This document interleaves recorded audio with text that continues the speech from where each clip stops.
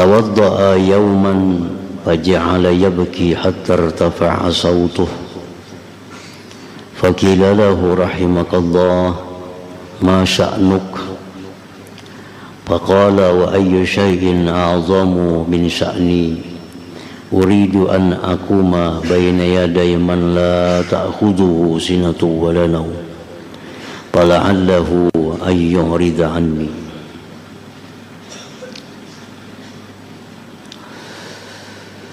Berwudu Mansur bin Zazan, salah seorang waliullah, berudu beliau suatu hari, maka jadilah beliau menangis sampai nyaring suara tangisannya. Habis wudu menangis. Dikata orang bagi beliau, rahimakallah, apa keadaan engkau? Kenapa biar menangis? Imba berwudu. Apa biar menangis? Imba berwudu. Faqala Jarzidin, apa jua sesuatu yang lebih besar daripada keadaanku? Apa jua sesuatu yang lebih besar dari keadaanku? Aku hendak berdiri di hadapan Tuhan yang tidak datang kepadanya mengantuk dan tidak pula tidur. Barangkali dia berpaling daripadaku. Barangkali dia berpaling daripadaku. Jadi Mansur bin Zazan, beliau menangis sesudah berwudu, hendak sembahyang karena takutan menghadap Allah yang kada pernah mengantuk, kada pernah guring. Apa yang ditakutkan Sidin, kalau Allah itu berpaling daripadaku, kalau Allah itu kadang menghadap aku.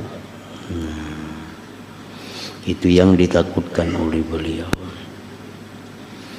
Nah, Sidin ini termasuk orang yang hendak sembahyang, musyahadahnya itu kepada jalal Allah, kebesaran Allah.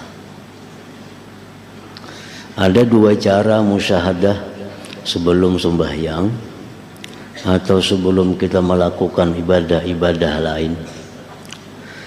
Pertama, yang paling banyak dipilih oleh para ulama, para aulia, hendak sembahyang itu musyahadah hati kepada sifat-sifat kebesaran Allah. Itu yang diingat. Yang aku hadapi ini, yang aku berdiri di hadapannya ini adalah Tuhan yang maha agung, Tuhan yang maha adil, Tuhan yang maha perkasa, Tuhan yang maha menindak. Nah, jadi selalu yang diingat, dimusyahadahkan itu tentang keagungan-keagungan Allah. Tujuannya apa? Supaya sembahyang itu atau ibadah lainnya itu dilakukan dengan hati-hati. Supaya dilakukan dengan sungguh-sungguh. Karena kada akan bisa kita sembarangan. Yang kita hadapi ini adalah zat Tuhan yang maha mengetahui isi hati kita. Yang kita hadapi ini adalah Tuhan yang maha adil, yang maha menyiksa, yang maha agung dan sebagainya. Nah, kalau kita hendak sembahyang, kita musyahadahkan keagungan Allah itu, sifat-sifat jalalnya, nah, maka niscaya ibadah kita menjadi ibadah yang apik, nah, ibadah yang teratur. Nah, itu yang banyak dipakai oleh para ulama. Ada pula sebagian daripada mereka hendak sembahyang itu atau hendak beribadah lainnya, mereka memusyahadahkan jamal Allah, sifat-sifat keelokan Allah. Nah, yang aku hadapi ini adalah Tuhan yang maha pengasih, yang maha penyayang, yang maha pengampun, yang maha pecinta, yang maha pemaaf, maha pemurah. Nah, sehingga mereka dalam beribadah itu ada menemukan satu kelezatan, ada menemukan satu kenyamanan, karena yang dihadapi ini Allah yang bersifat ilok. Nah, itu ada pula sebagian orang demikian. Tetapi umumnya yang kita dengar dari para sahabat, para tabi'in, para ulama aulia dahulu, mereka lebih penting menjaga daripada mengambil suatu faidah. Nah, menjaga jangan sampai sembahyang ini liar, menjaga jangan sampai waktu sembahyang ini hati kemana-mana. Lalu yang dimusyahadahkan sebelum sembahyang itu adalah sifat-sifat jalal Allah Ta'ala, seperti Imam Mansur bin Zazan tadi. Demikianlah sembahyang orang-orang wali, sembahyang orang-orang alim. Mereka sebelum sembahyang itu ada musyahadah dulu. Ada kayak kita yang Allahu Akbar, dah kemana lagi? Padahal kadang jam itu mestinya sebelum kita sembahyang kita berdiri tegak, sebelum Allahu Akbar kita musyahadah dulu. Tuhan yang kita hadap ini apa? Nah, tergantung kita hendak mana kita pilih. Apa kita hendak milih yang kita musyahadahkan ini Tuhan yang bersifat jalal, supaya sembahyang kita bagus, rapi, teratur, hati kita jadi terbatas, atau hendak sembahyang itu kita musyahadahkan jamal, keelokannya, supaya sembahyang itu nyaman, supaya sembahyang itu ada menemukan kenikmatan. Kedua-duanya bagus, dan kedua-duanya itu dicontohkan oleh para ulama-ulama yang terdahulu.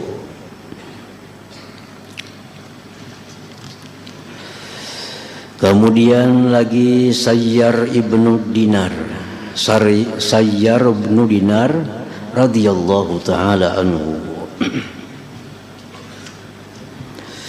Qala, berkata Sayyar, al-farahu bid dunya wal huznu bil akhirah la yajtami'ani fi qalbi 'abdin idza sakana ahaduhuma al-qalba kharajal akhar.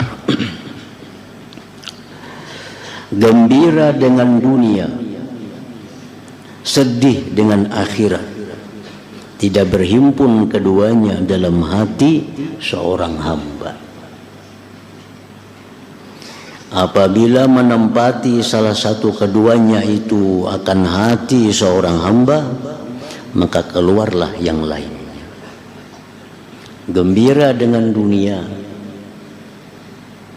Dunia itu misalnya duit dunia, anak bini dunia, kedudukan pangkat itu dunia, harta dunia, itu contoh. Orang yang gembira dengan dunia, maka di hatinya kada akan ada takut akhirat. Orang yang takut akhirat, maka di hatinya tidak akan ada gembira dengan dunia. Dua macam itu kadang mau terkumpul, terhimpun di hati seorang hamba Allah Subhanahu wa ta'ala. Bila orang itu gembira dengan dunia, maka dia kadang akan takut menghadapi akhirat. Kalau orang itu takut menghadapi akhirat, sedih, dia kadang akan gembira dengan dunia. Jadi gembira dengan dunia itu merupakan suatu hal yang tercela. Orang yang senang dengan dunia itu merupakan suatu hal yang tercela. Sedangkan sedih, risau, merenungkan akhirat itu merupakan suatu hal yang terpuji, suatu hal yang disuruh agar kita risau, sedih, memandang akhirat, karena belum tahu nasib kemana arah di akhirat itu. Gembira dengan dunia itu dicela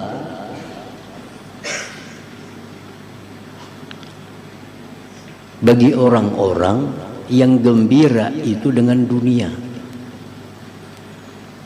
Kita ambil contoh satu dari macam-macam jenis dunia. Duit contohnya. Duit ini dunia. Nah, kalau kita gembira dengan dapat duit, gembira dengan dapat duit, senang hati dengan dapat duit, nah itu keadaan yang tercela. Ada baik kita dapat duit, wah kita gembira, ini duit ada di tangan, itu tercela. Allah kata ketujuh itu, dan itu akan membawa hilangnya takut akhirat.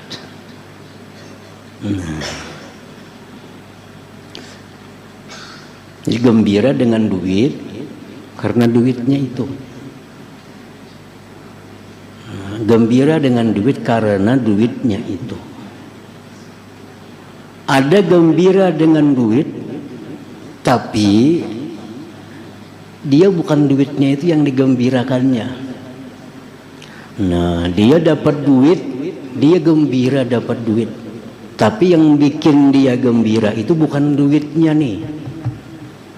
Yang bikin dia gembira itu adalah Allah yang mengirimi duitnya. Nah, dia gembira, Allah ngirimi aku duit. Jadi gembiranya bukan dengan duit, dengan Allah yang ngirimi duit. Itu yang dalam Al-Quran disebut pabi palyaprahu. Jar Tuhan, dengan engkau gembira, dengan engkau yang gembira, jangan dengan duitnya. Jadi kalau kita dapat duit, kita senang. Tapi yang kita senangkan itu bukan duitnya, tapi yang kita senangkan itu Allah mengirimi aku. Itu yang mula gembira nih. Ini kiriman Allah pang duit nih.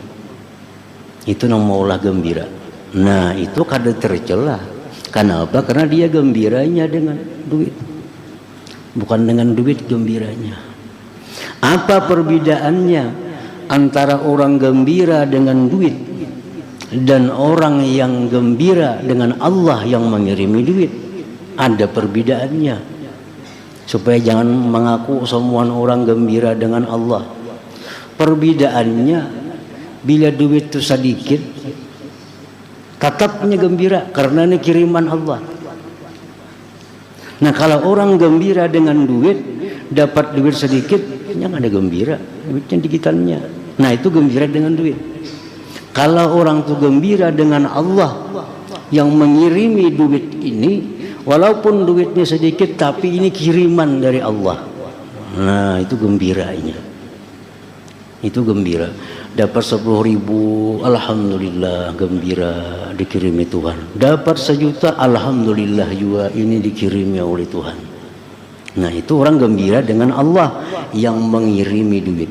Sebab kalau Allah kada mengirim duit, kada bakal sampai duit ke tangan kita. Kada bakal sampai. Kalau orang gembiranya dengan Allah, dapat 10.000, alhamdulillah, dikirimi oleh Allah. Kok ada mandang duitnya ini bang, Allah tuh yang kau pandang, dikirimi Tuhan tuh luar biasa dah hebatnya manusia. Lalunya gembira. Kalau orang nang gembira dengan duit, nah beda. Dapat 10.000, wah dikitnya duit nih, kada alhamdulillahnya. Udah 10 juta hanya alhamdulillah. Nah, ini gembira lawan duit. Nah, ini kada masuk. Ini yang dicela. Gembira dengan duit ini dicela. Tapi kalau gembira dengan Allah yang mengirim duit ini, itu dipuji, dapat pahala. Pahala dapat, duit dapat. Nah, itu. Jadi yang dalam Quran faliyafrahu bi, itu maksudnya. Itu maksudnya. Nah, yang kedua, ada juga orang gembira dengan duit tapi dipuji. Yang pertama tadi gembira karena Allah yang mengirim. Yang kedua, begitu dia dapat duit, dia gembira. Tapi gembiranya bukan dengan duit ini. Dia gembiranya, nah, duit dapat nih kawa aku bersedekah. Nah, gembiranya kawa bersedekah itu namanya mula gembira. Nah, ini pun terpuji juga. Terpuji juga. Dapat duit, nah kawa aku beri makan orang hari ini. Nah, dapat duit, kawahan aku berbuat kebaikan dengan duit, lalu dia senang. Nah, itu senang nang terpuji. Jadi masalah contoh duit ini gembira, dua yang terpuji, satu yang tercela. Satu yang tercela. Nah, ada orang gembira dengan duit, tercela. Nah, lalu yang ada juga orang gembira dengan duit, nyaman meluruskan hawa nafsu, nyaman meluruskan apa yang dikehendaki. Nah itu pun termasuk yang dicela juga. Jadi ada dua yang dicela, ada dua yang dipuji. Nah itulah gunanya ilmu ini. Itu gunanya ilmu. Sedikit aja dengan adanya ilmu itu bisa selamat kita, bisa selamat. Orang kada berilmu dapat duitnya senang dengan duit itu. Orang kada berilmu dia dapat duit dia senang. Kawan ukar baju, kawan ukar itu, nah itu senang. Meneruskan hawa nafsunya. Kalau orang berilmu, ini dapat duitnya senang karena Allah yang mengirimi aku duit ini. Orang berilmu dapat duit itu senang, nyaman aku berbuat kebaikan dengan duit ini. Kawa membantu kuitan kawa, membantu dang sanak kawa, membantu kemanakan kawa, menyekolahkan anak kawa dengan gembiranya itu, bukan karena duitnya itu. Nah itu ilmu gunanya. Jadi dapat rezeki hari ini, dapat duit hari ini, gembiralah. Gembira, tapi gembiranya jangan sampai dua hal. Satu, gembira dengan duit, jangan. Yang kedua, jangan gembira dengan duit ini nyaman meneruskan hawa nafsu, hendak napa-napa. Nah itu jangan. Jadi pilih yang dua macam tadi. Gembira dengan Allah atau gembira nyaman berbuat kebaikan dengan duit ini. Itu contoh duit. Pangkat sama aja juga kayak itu juga. Orang naik pangkat, orang dapat pangkat, senang aku dapat pangkat nih. Orang pangkat ini senang. Kayaknya memakai baju yang berpaku-paku di sini lah, nyaman. Itu senang nang kada bagus, senang nang kada bagus. Ada orang dapat pangkat, senang. Ini berarti Allah mempercayai aku. Ini Allah yang mempercayai, kada gampang-gampang. Senang bana hatiku dapat jabatan ini, Allah mempercayai aku untuk dapat jabatan ini. Bagus juga. Nah ya. Atau dia dapat pangkat ini senang, nyaman aku dapat pangkat ini, amar ma'ruf nyaman, nahi munkar nyaman, berpangkat. Di kampung ada orang maksiat kularang, itu nyaman aku berpandir. Ada orang berbuat baik, ku bantu karena aku ada jabatan. Nah ini dapat pangkat nang senang, nang dipuji dalam agama. Karena pangkat itu termasuk bagian daripada dunia juga. Al-farah bid dunya wal huzn bil akhirah la yajtami'ani fi qalbi 'abdin idza sakana ahaduhuma al-qalba kharaja al-akhar. Ba'atha ba'dul qudat ilaihi fa'atahu faqala lahu lima la taji'u ilaina faqala in anta adnaitani fatantani wa in ba'adtani awamamtani wa laysa indaka ma arjuh wa la indi ma akhafuka alaihi. Mengutus sebagian qadhi kepada Sayyar, maka datanglah Sayyar itu kepada Qadhi tadi. Nah, si Qadhi ini mengirim utusan kepada Sayyar agar menghadap kepada Qadhi. Menghadaplah Sayyar ini kepada Qadhi tadi. Faqala lahu lima la taji'u ilaina. Ujar Qadhi, hai Sayyar, napa kamu datang-datang ke sini? Kada datang-datang ke sini. Faqala jar Sayyar, in anta adnaitani fatantani. Jika engkau wahai Qadhi mendekatkan aku ke sini, fatantani, engkau bisa merusak aku. Engkau bisa merusak aku. Mun aku dekat lawan ikam, aku ini bisa rusak.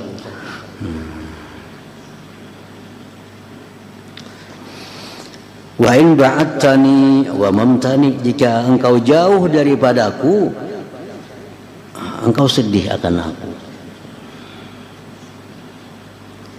Dan tidak ada di sisi engkau wahai Qadhi sesuatu yang aku harapkan. Tidak ada di sisi engkau wahai Qadhi sesuatu yang aku harapkan. Aku dah hendak minta ini, minta itu lawan kamu, kada perlu. dan tidak ada di sisiku sesuatu yang aku takutkan akan engkau atas sesuatu itu. Nah, itulah sebabnya aku kada datang kepada engkau wahai qadhi tadi. Kharaja sayyarun ilal Basrah faqama yusalli ila sariyatin fil masjidil jami' wa alaihi thiyabun jiyadun fara'ahu Malik bin Dinar fajalasa ilaihi fasallama sayyar faqala lahu Malik hadhihi as-salah wa hadhihi siyab faqala lahu sayyar siyabi hadhihi tarfa'uni 'indaka aw tad'uni qala tad'uni qala hadha aradtu ثم قال يا مالك إني لأحسب ثوبيك هذين قد أنزلك من نفسك ما لم ينزلك من الله تعالى فبكى مالك وقال له أنت سيار قال نعم فجاء مالك فقعد بين يديه. Keluar Sayyar bin Dinar ke kota Basrah. Maka beliau berdiri sembahyang menghadap satu tiang di Masjid Jami' kota Basrah. Dan Sayyar memakai pakaian yang baik, gamis yang bagus, surban yang bagus, semuaan serba bagus. Maka melihat akan dia Malik bin Dinar, salah seorang aulia Allah juga, melihat oleh Malik bin Dinar, maka duduklah Malik kepada Sayyar tadi dan memberi salam dia kepada Sayyar. Berkata bagi Sayyar oleh Malik, ujar Malik, hadhihi shalah wa hadhihi siyab. Ini sembahyang, ini pakaian. Ini sembahyang, ini pakaian. Nah, kayaknya ada di bawah penjelasannya oleh pengarang. Apa maksudnya itu? Ini pakaian, ini sembahyang. Maka Sayyar menjawab, pakaianku ini meninggikan aku di sisi engkau wahai Malik atau merendahkan aku? Qala jar Malik tad'uka. Ini pakaian engkau yang indah ini merendahkan engkau di sisiku. Qala jar Sayyar hadza aradtu, itu yang aku hendak, bahwa aku ini rendah di sisi engkau. Thumma qala, berkata Sayyar, ya Malik, hai Malik, inni la ahsabu thawbaika hadaini, sungguh aku menyangka dua pakaian engkau ini hai Malik sungguh menurunkan engkau dari diri engkau sesuatu yang tidak menurunkan akan engkau dari Allah Ta'ala. Pabaka Malik, maka menangis si Malik bin Dinar ini, menangis. Dan berkata Malik kepadanya, anta Sayyar, engkau iyakah Sayyar? Qala na'am, ya. Maka datanglah Malik duduk di hadapan Sayyar tadi. Nah, penjelasannya adalah di bawah.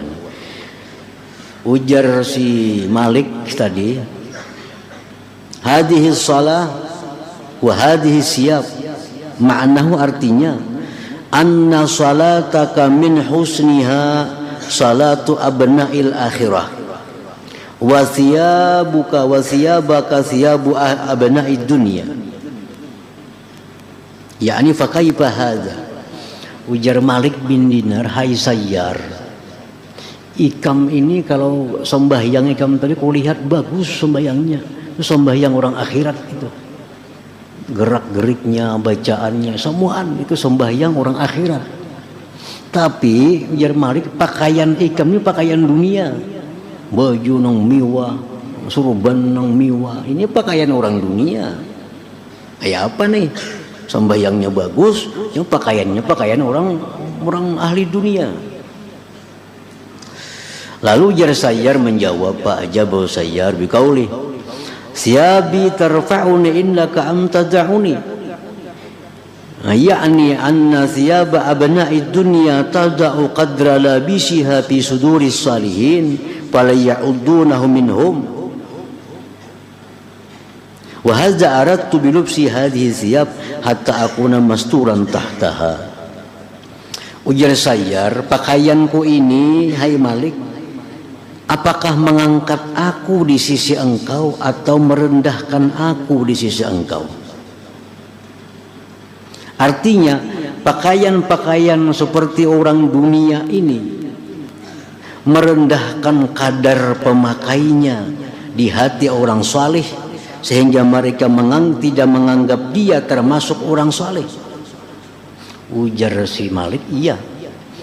Nah, berhubung pakaian nikam macam ini, walaupun sembahyang nikam bagus, nikamnya kada dianggap orang saleh.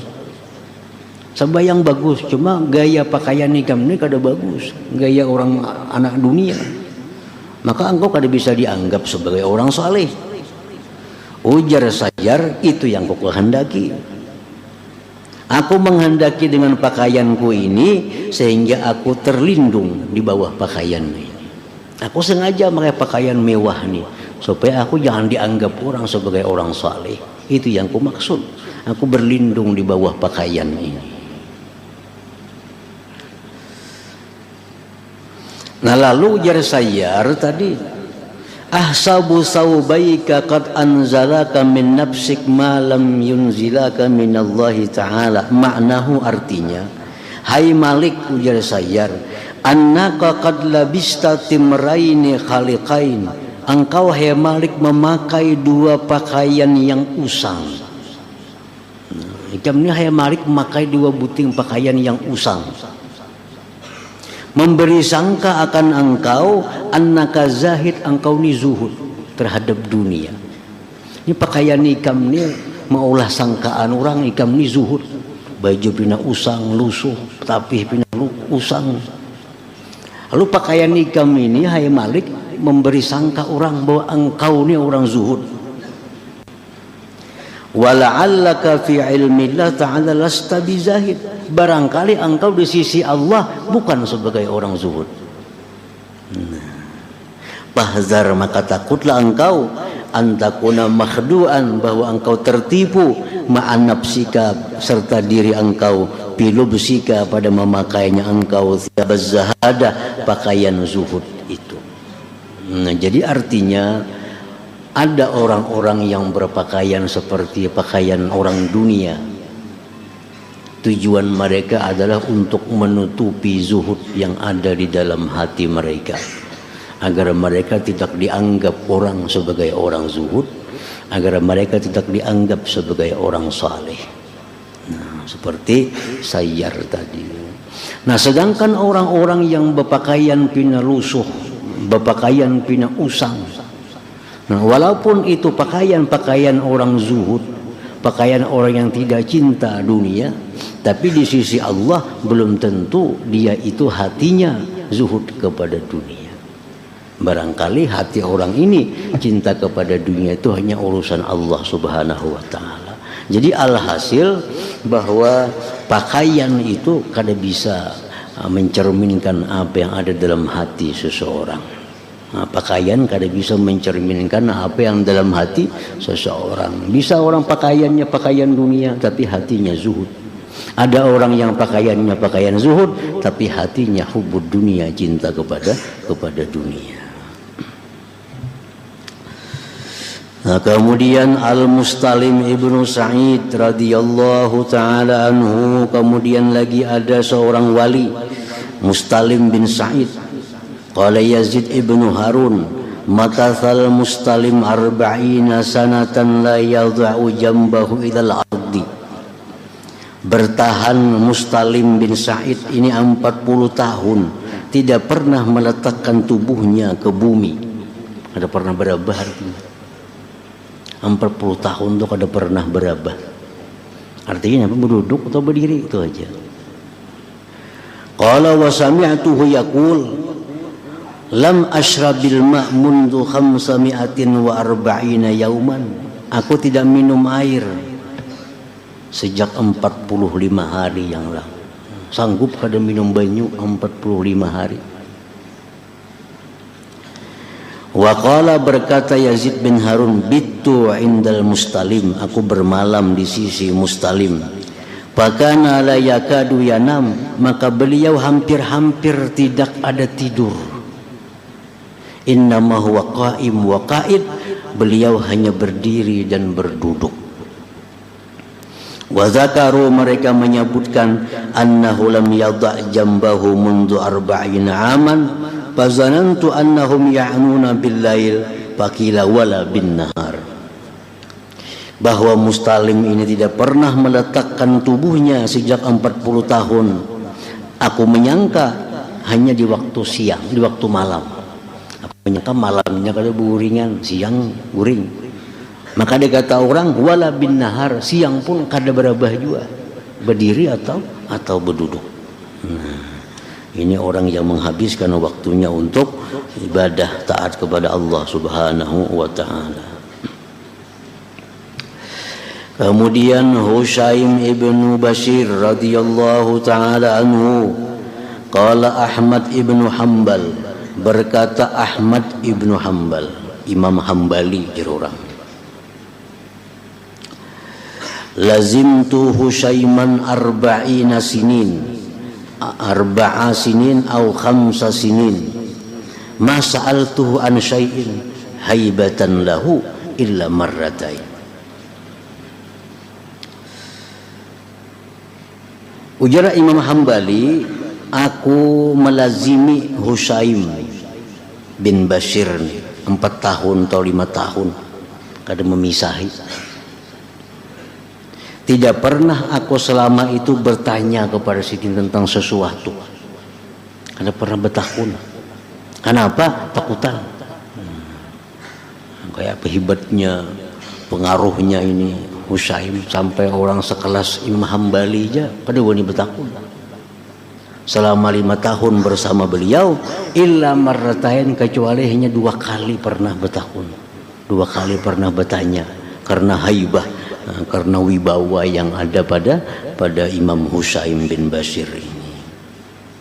Qala, berkata Imam Hambali, wa kana Hushaim katsirat tasbih, banyak bertasbih, bayyinal hadis, hadisnya jelas, yaqulu baina dzalik, beliau berkata di antara demikian, la ilaha illallah wa yamuddu biha sautah, dan memanjangkan dengan la ilaha illallah itu sautah, akan suaranya. Beliau mengajarkan hadis, ini di tengah-tengahnya mengucap la ilaha illallah, nah, ini membacakan hadis pulang. Wa qala Ma'ruf al-Karhi, berkata Imam Ma'ruf al-Karhi, ra'aitun nabiyya sallallahu alaihi wasallam fil manam wa huwa yaqul li Hushaim.